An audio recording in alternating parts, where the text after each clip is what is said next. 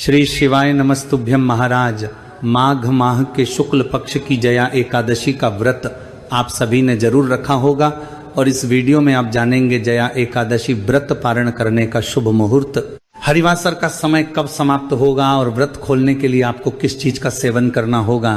महाराज, जया एकादशी व्रत का पारण आपको द्वादशी रहते कर लेना चाहिए, क्योंकि तभी हमें हमारे व्रत का फल मिलता है। इसी के साथ में हरिवासर के समय में हमें अपने व्रत को कभी भी नहीं खोलना चाहिए और यह समय द्वादशी तिथि की शुरुआत होते ही शुरू हो जाता है।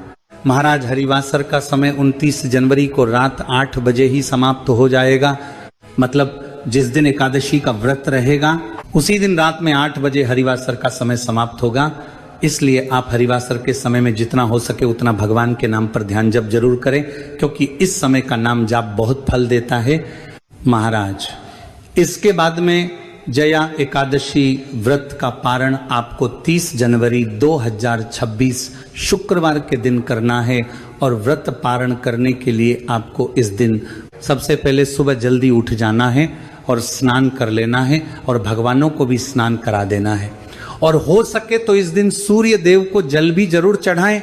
महाराज, इसके बाद 30 जनवरी शुक्रवार को जया एकादशी व्रत पारण करने का शुभ मुहूर्त सुबह 7:10 से लेकर सुबह 9:20 तक रहेगा। इस समय के बीच में कभी भी आप अपने व्रत का पारण कर सकते हैं।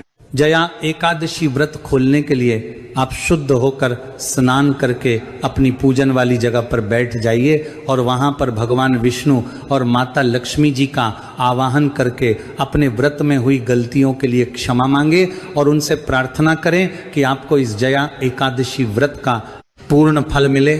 इसके साथ ही भगवान को भोग भी जरूर लगाएं, जिसमें तुलसी पत्र होना आवश्यक है।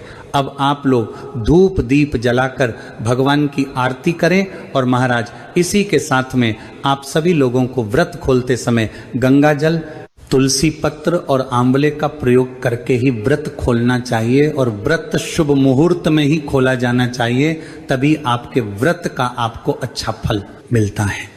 व्रत खोलने के बाद भी आपको शुद्ध और सात्विक भोजन ही ग्रहण करना चाहिए, जिसमें लहसुन प्याज ना हो। इस दिन आप चावल का प्रयोग विशेष रूप से खाने में प्रयोग करें, इससे भी आपको आपके व्रत का पूर्ण फल मिलता है।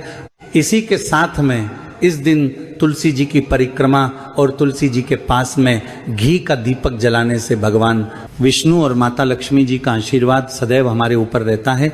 इस तरीके से आपको जया एकादशी